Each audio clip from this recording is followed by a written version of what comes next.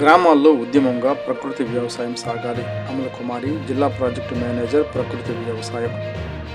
ప్రకృతి వ్యవసాయాన్ని గ్రామాల్లో ఉద్యమంగా మార్చే దిశగా పనిచేయాలని ట్రైనీ ఐసీఆర్పీలను పల్నాడు జిల్లా ప్రాజెక్టు మేనేజర్ కె అమల కుమారి సూచించారు.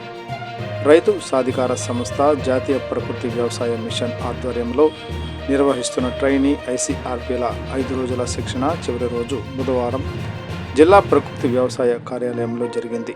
అమల కుమారి మాట్లాడుతూ, ప్రకృతి వ్యవసాయం అమలు జరుగుతున్న ప్రతి గ్రామంలో కనీసం 50 మంది రైతులకు అవగాహన కల్పించి సంపూర్ణ ప్రకృతి సాగు వైపు మార్చే దిశగా పనిచేయాలని సూచించారు. కొత్త గ్రామాలలో మొదటగా 30 రకాల విత్తనాలతో PMDS చేయించాలని, రైతులు తమ పొలం అంతా ప్రకృతి పద్ధతుల్లో సాగు చేసి ప్రోత్సహించాలని తెలిపారు. సామూహిక ఇన్పుట్స్ తయారీపై దృష్టి. రబీ పంటల సాగుకు ముందుగానే ఘన, ద్రవ పదార్థాలు, కాషాయాలు రైతు సేవా కేంద్రాలలో సామూహికంగా తయారు చేసి సిద్ధంగా ఉంచాలని సూచించారు.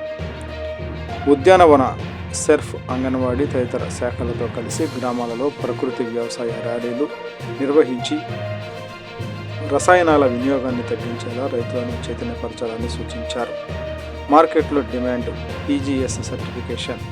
ప్రకృతి ఉత్పత్తులకు మార్కెట్లో మంచి డిమాండ్ ఉండడంతో పాటు ప్రకృతి పద్ధతుల్లో పండించే రైతులకు PGS సర్టిఫికేషన్ లభిస్తుందని, ఈ సమాచారాన్ని రైతులకు విస్తృతంగా చేరవేయాలని ఆమె చెప్పారు. VC విజయ్ కుమార్ సూచనలు. రాష్ట్ర వ్యాప్తంగా 26 జిల్లాల ట్రైనీ ICRPలతో జూమ్ ద్వారా మాట్లాడిన VC విజయ్ కుమార్ భూమి ఆరోగ్యం, రసాయన రహిత ఆహారం, 360 రోజులు పచ్చదనం, అంతర పంటల ప్రయోజనాలు, మహిళా సంఘాల పాత్ర వంటి అంశాలపై కీలక సూచనలు చేశారు.